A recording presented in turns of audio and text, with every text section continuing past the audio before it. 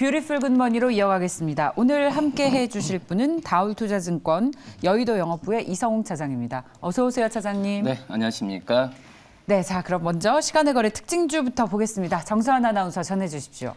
네, 어제 시간의 거래에서는 지난 금요일과 비슷한 모멘텀으로 움직이는 종목들이 보였습니다. 일단 유럽의 에너지 문제에 더해서 이 버핏이 미국의 석유주 옥시덴탈 지분을 최대 50%까지 보유하기 위해서 규제 승인을 받았다라는 소식에 탄력을 받았고요. 에너지주, 특히 석유주 관련주들이 움직였습니다. GSE 대성에너지, SH 에너지화학이 이 같은 소식에 큰 움직임을 보였고요. GSE는 무려 8%까지 강세를 보였습니다. 네, 그리고 무상증자 테마 움직임 다시 포착됐습니다. 다만 무상증자를 밝힌 기업이 아니라 이 무상증자 기대감을 시사한 종목이 움직였는데요. 바로 대동전자가 이 같은 기대감에 3.39% 오름세를 보였습니다. 네, 그리고 호흡기 마스크 관련주이기도 하죠. 이 한컴 라이프케어도 3% 가까운 오름세를 보였습니다. 시간의 특징주 잡아봤습니다. 무상증자 기대감? 기대감으로 오른 주식? 어떻게 봐야 되나요? 대동전자. 글쎄 뭐 어떻게 보면 올해 상반기 때 본다고 하더라도 무상증자가 어떻게 보면 하나의 제일 키워드, 핫하죠. 네. 핫하고 이게 트렌드도 아니고 트렌드도 그냥 아니고. 뭐 좀 석연치 않았죠. 사실은 네. 참여자 입장에서. 근데 우선 이게 불기 전에는 네. 무상증자는 호재, 유상증자는 악재, 뭐 예. 이거에 대한 인식이 많이 강했기 때문에 그래요. 뭐 올해 뭐 상반기 때 아시겠지만은 어떤 유동성 장세에서 뭐 작은 어떤 조그만 이슈라도 있었을 때는 그 강하게 좀 몰리는 상황에서 이 무상증자라는 게 같이 이제 어떤 좀 시대를 좀 잘 만났다 이런 표현이 괜찮은지 모르겠지만 예. 저도 한두 번 끝날 줄 알고 뭐 신진NC도 있었고 막 예. 근데 이 무상증자 했을 때에 과거보다 더 많은 또 그런 좀 수익적인 측면이 좀 크지 않았나라고 좀 생각이 돼요. 차장님의 뉘앙스를 보면 난 투자 안 하겠다. 그럴 것 같아. 너무 이제 변동성이 심하니까 그렇죠. 예, 대처를 일반 예. 분들은 하기 좀 힘들지 않을까라는 생각이 돼요. 이 중에서 뭐가 투자하기에 가장 매력 있어 보이세요? 우선 마지막에 보이는 이제 네. 한컴 라이프케어 아. 어제 이제 뭐 수주 얘기가 좀 많이 들리는 상태고 예. 이 어떻게 보면은 이제 올해 1분기, 작년 이제 4분기 본다고 하더라도 적자에 대한 부분에 있어서 시장에서 우려감을 많이 표현했거든요. 네. 가장 큰 어떤 모회사라고 할 수 있는 한글과 컴퓨터 같은 경우에도 이 한컴 라이프케어 때문에 좀 그 수익도 같이 좀 떨어졌고 약간 좀 골치가 좀 있었어요. 예. 근데 이번에 올해 뭐 1분기 적자나 이런 걸 본다고 하더라도 여러 가지 뭐 원가 상승이나 비용 부분도 있었고 이 한컴 라이프케어는 뭐 방독면이거든요. 우리나라 안에서도 거의 90% 이상 차지하는 부분인데 코로나 시기 때 어떤 그 주가적인 측면에서 봤을 때도 수혜를 많이 봤었는데 이 이후에 어떤 코로나에 대한 약발이라고 할까요? 이런 부분이 떨어지고 그 전에 어떤 수주나 금액 부분이 들어오는 그 금액이 좀 이연됐던 상황이 있어가지고 약간 좀 머리가 좀 많이 아팠었는데 지금 이제 2분기 때는 어느 정도 그 실적을 흑자도 왔고 그럼 이런 수주 부분 같은 경우 이연됐던 게 다시 잡힐 가능성이 좀 크다라고 좀 생각이 되고 있어요.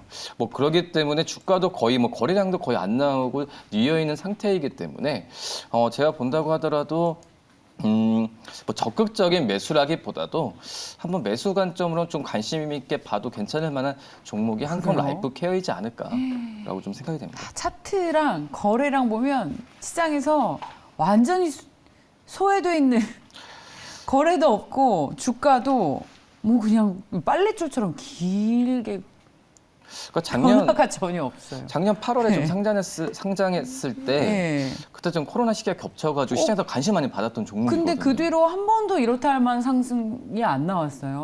근데 약간의 네. 이 뭐 방독면, 피복제라고 하지만 어제도 수주 나온 걸 본다고 하면 거의 뭐 우리나라의 그 정부나 아니면 또 뭐 재밌게 얘기하면은 뭐 예비군 훈련장 이런데 좀 약간의 그 예. 수출하는 게 해외 쪽이 아니라 국내 쪽에 한정이 되어 있다는 게 좀 아쉬운 부분이죠. 네. 좋습니다. 한컴 라이프케어를 꼽아주셔서 한번 이런 기업을 또 네. 알게 되는 계기가 됐네요. 자, 외국인과 기관 특징주도 보겠습니다. 정서원 아나운서 전해주십시오. 네, 어제 외국인과 기관은 어떤 종목의 연속성을 가지고 매수를 보였는지 체크해 보겠습니다. 먼저 외국인입니다. 이 외국인의 사랑 정말 대단합니다. 조선주에 강하고요. 지난주 내내 담아냈는데 역시나 이번 주 이어갑니다. 현대미포조선 무려 26일 연속해서 담아내고 있고요. 그 밖에도 2차 전지도 여전히 사들이고 있습니다. 포스코케미칼과 한솔케미컬도 장바구니에 쏙 넣었습니다. 네, 그 밖에도 깎아주, 롯데제과도 11일 거래 연속해서 사들이고 있고요. 항공주, 대한항공도 담았습니다. 다만 최근 급격한 달러 강세로 이 항공주에 대한 환차손 발생의 우려 목소리도 있는데 여전히 외국인은 대한항공 담아내고 있는 모습 확인됐습니다. 기관도 체크를 해보겠습니다. 네, 기관은 석유 관련 기업에 관심을 둔 모양입니다. 사모펀드가 지난주 내내 연속성을 보이며 담았던 기업, 이번엔 기관이 담았습니다. S-오일 지금 7일 연속해서 순매수 보이고 있고요. 삼성 엔지니어링도 9일 연속해서 담아내고 있습니다. 네, 그리고 자율주행 카메라 관련주로 구분이 되는 MC넥스도 무려 23일 연속해서 매수 포지션 유지하고 있고요. 그리고 라면 관련주로 농심과 오뚜기를 둘 다 담아냈습니다. 특히나 농심은 밀가루 가격 상승에 24년 만에 적자 소식을 내기도 했는데요. 하지만 신라면의 저력을 믿었던 걸까요? 네, 기관은 두 가지의 라면 브랜드 모두 담아내는 모습까지 확인됐습니다. 외국인과 기관 수급 체크해봤습니다. 오뚜기에서 나온 라면이 뭐였죠? 진라면인가? 오뚜기 진라면. 농심 신라면. 헷갈려요. 뭐 좋아하세요? 맨날 물어봐요. 저는 뭐 진라면 좋아해요. 저도요. 네. 네. 밀가격 상승으로 인해서 가격 정가가 불가피하다, 가격 인상이 불가피하다, 라면 주식에 주목하자라는 얘기를 했었는데 기관 투자자들이 농심과 오뚜기를 계속 사는 모습이 눈에 띄고 현미는 외국인 투자자들이 거의 한 달 동안 사면서 외국인 주도로 올리고 있는 회사네요. 지금 최고가를 그래서 기록을 했고 주가도요. 예. 본다고 한다면 현대미포조선의 예. 어떤 좀 장점이라는 부분이 어떤 주가적인 측면이 올라갔다가 좀 떨어지지 않는. 예. 왜냐하면 어떤 PC선이나 어떤 신조선에 대한 부분에 있어서 좀 강점을 좀 갖고 있는 게 바로 현대미포조선이지 않을까라고 좀 생각이 되고 있고요. 불과 몇 년 전에 옛날에 삼성중공도 그렇고 굉장히 재무적으로 말썽이 좀 많았잖아요. 네, 많죠. 근데 그때 현대미포조선만 어느 정도 이런 좀 리스크에 좀 벗어났던 상황이기 때문에 기관이 매수를 한다라는 것보다도 약간 좀 조선 업종 안에서 좀 변동, 그러니까 어떤 리스크나 이런 부분이 좀 경감돼 있는 게 바로 이제 빅3 안에는 이제 현대미포조선이지 않을까라고 좀 생각이 좀 되고 있습니다. 예, 얼마나 이 외국인의 사랑이 이어질지 지켜보겠습니다. 뭐가 가장 매력 있어 보이세요? 외국인 매수 특징주 가운데서는요? 저는 이제 포스코케미칼 봐야 될 텐데 예. 주가 현대미포조선과 마찬가지로 주가가 상승한 이후에도 조정을 많이 받지 않고 있고 맞습니다. 꾸준히 지금 사고 있잖아요. 예. 아시겠지만 이제 배터리 소재주라고 할 수 있겠는데 이 양극재, 음극재를 두 개 다 어떤 매출로 잡히는 이 소재 업체들이 별로 없거든요. 저는 가장 큰 장점이 이거 같아요. 물론 이제 양극재 비중이 많이 커요. 지금 올해 본다고 하더라도 거의 반 정도 되고, 그리고 음극재 같은 경우에도 음극재는 이제 양극재의 매출의 한 6분의 1 수준이거든요. 근데 이제 양극재와 음극재 다 합쳐가지고 이 포스코케미칼의 전체 사업 부분 쪽에서 60% 이상 좀 차지하고 있기 때문에 투트레로 간다고 할까요? 그런 점에서 봤을 때는 이 포스코케미칼의 장점이 가장 크다라고 좀 볼 수 있겠고, 특히 이제 최근에 이제 양극재 업체들이 가장 큰 고민이 이제 원재료 가격의 상승이나 이런 부분에 있어서 비축을 많이 해둬야 되는데, 이 포스코케미칼은 기업명에서 아시다시피 포스코에 대한 이 그룹적인 측면에서 도움을 많이 받고 있는 상황이거든요. 그렇기 때문에 양극재 고객이나 여러 가지 확보에 있어서도 장점을 갖고 있는 게 바로 포스코 케미칼이기 때문에 네. 뭐 다른 어떤 에너지 소재 또 양극재, 음극재 기업들보다는 좀 그 여러 가지 혜택을 많이 받고 있다. 예. 뭐 제조 원가에 대한 절감 여부나 뭐 이런 부분에 있어서 좀 안정적으로 이 좀 투자할 수 있는 게 바로 이제 그 포스코 케미칼이지 케미칼이다. 않을까라고 생각이 듭니다. 제가 작년부터 포스코 케미칼 그렇게 좋다고 할 때 다른 팀이었는데 그만 좀 좋아라고 했는데 이렇게 또 화답을 해줍니다. 아, 네, 지금까지 좋았는데 이제 저희 PD님 얘기이기도 한데 3분기엔 실적이 이렇게까지 못 좋아질 수 없을 거다. 좀 실적 탄력이 둔화될 거라는 걱정들이 있는데 그런 만큼 가격대도 지금 16만 원의 매물벽이 가장 두꺼워서 이걸 좀 소화해서 올라가려면 뭔가 추가적인 어떤 트리거가 있어야 될 것 같아요. 그리고 단기적으로 많이 올랐다는 부담도 우리 투자자들은 가질 수밖에 없고요.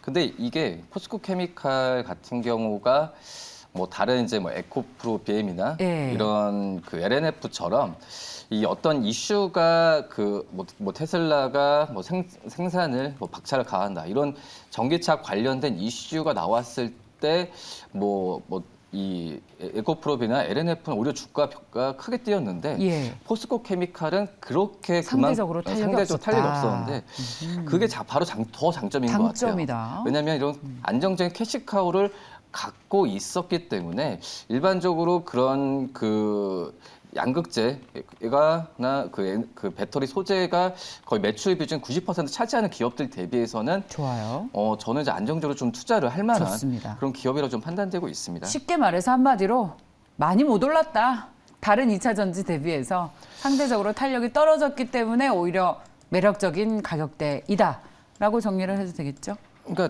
그 차트를 보시면 예. 좀 쉽게 말씀을 드리면 주가가 많이 올랐다가 조정을 받지 않는 건 어떻게 보면은 그 보유자가 주가를 팔지 않으면 주가가 떨어질 일이 없잖아요. 그만큼 이게 올랐을 때 주가가 떨어지지 않는다는 부분은 지금 현재 그 전에 뭐 10만 원 초반대 샀던 분들 같은 경우에도 그 이상의 가격을 보고 지금 현재 차익실현 안 하는 거거든요. 좋습니다. 네, 그만큼 이제 좀 매력 있다고 생각됩니다. 예.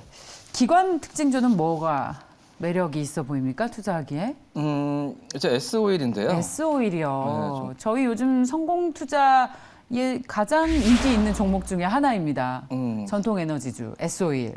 그러니까 예. 우선 2분기 실적 뭐 놀라울 만큼. 네, 좋았죠. 네, 근데 네. 이제 뭐 3분기 실적 같은 경우에는 영업이익이 뭐 1조 이하로 될 거다라고 약간 우려감 섞임이. 그러니까 탄력 둔화 역시. 네. 네, 실적의 탄력 둔화. 근데 이제 뭐 정제 마진 같은 경우가 뭐 제가 지난주에 확인했는데 $6 이상을 네. 기록했는데 네.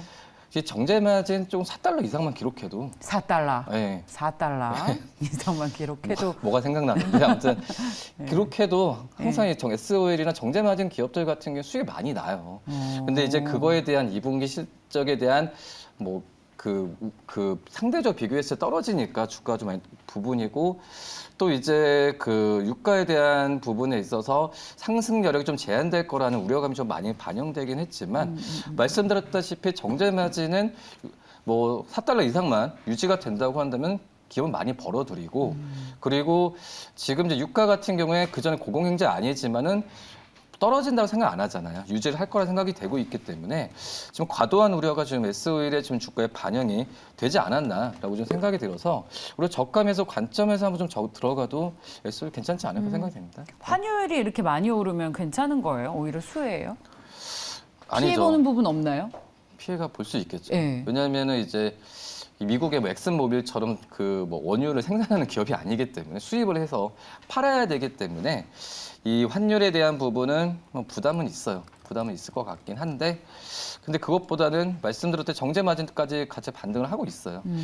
분명히 환율에 대한 상승 부분을 이 정제 마진의 어떤 상승 폭은 충분히 커버하면서 갈 수가 있지 않을까라고 좀 생각이 듭니다.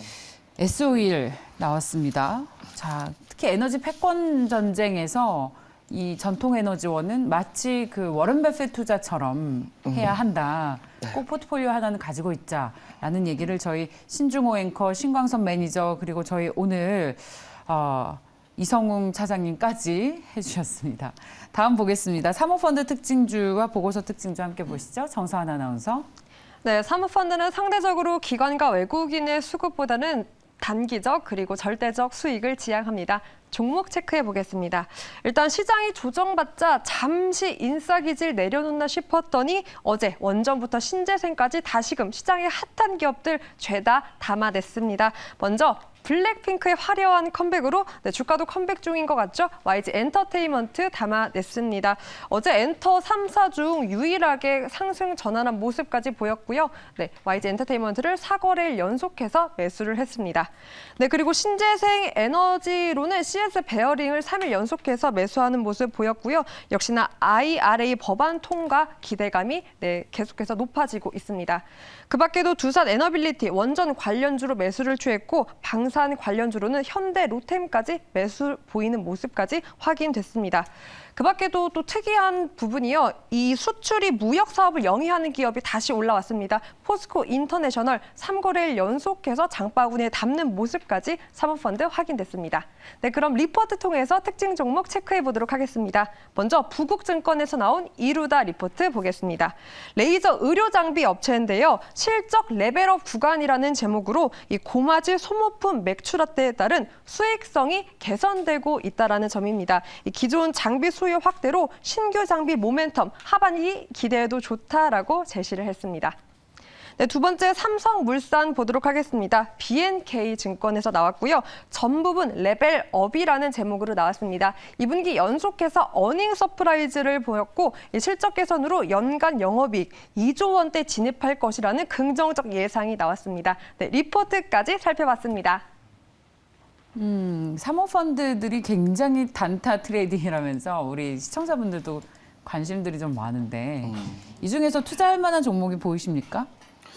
저 YG 엔터. YG 엔터. 전체적으로 이제 그 엔터 업종을 좀 네. 말씀을 드리면 관심이 좀 가져야 되지 않을까라고 좀 생각이 들고. 우리의 불핑, 블랙핑크.